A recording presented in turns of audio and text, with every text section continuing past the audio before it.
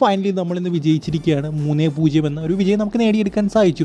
എന്തായാലും ഈ ഒരു വിജയത്തിൽ സന്തോഷിക്കുന്ന എല്ലാ കേരള ബ്ലാസ്റ്റേഴ്സ് ഫാൻസും ഈ ഒരു ചാനൽ തീർച്ചയായിട്ടും ഒന്ന് ലൈക്ക് ചെയ്തിട്ട് കാണാനായി ശ്രമിക്കുക. 500 ലൈക്കിൻ്റെ ടാർഗറ്റ്. സോ എല്ലാവരും അതിലേക്ക് എത്തിക്കുമെന്ന് വിചാരിക്കുന്നു. നമുക്കറിയാം ഇന്നത്തെ മാച്ച് വിജയിച്ചവരുടെ കുറച്ച് റെക്കോർഡ്സ് നമ്മുടെ പേരിലേക്ക് വന്നിട്ടുണ്ട്.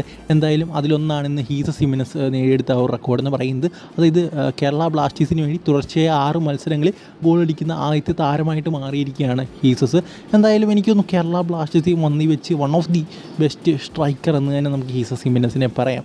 ഇത് വെച്ച് കഴിഞ്ഞ് കഴിഞ്ഞാൽ വൺ ഓഫ് ദി ബെസ്റ്റ് സ്ട്രൈക്കറാണ് ഹീസസ് ഹിമെനസ്. സോ എന്തായാലും അദ്ദേഹത്തിൻ്റെ ഇന്നത്തെ പ്രകടനം എന്ന് വെച്ചാൽ വളരെ മികച്ചൊരു പ്രകടനം തന്നെയായിരുന്നു.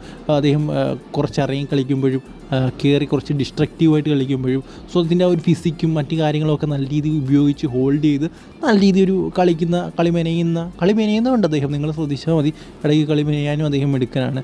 സോ വളരെ മികച്ചൊരു പെർഫോമൻസ് എന്ന് തന്നെ പറയണം ഹീസസ് ഹിമെനസിൻ്റെ. എന്തായാലും അദ്ദേഹം ആ ഒരു റെക്കോർഡിലേക്ക് എത്തിയിരിക്കുകയാണ്. കണ്ടിന്യൂസ് ആയിട്ട് 6 കളികളിൽ ഗോൾ അടിക്കുന്ന കേരള ബ്ലാസ്റ്റേഴ്സ് താരം, അതായത് ആദ്യത്തെ താരം എന്ന റെക്കോർഡിലേക്ക് എത്തിയിരിക്കുകയാണ് ഹിമെനസ്.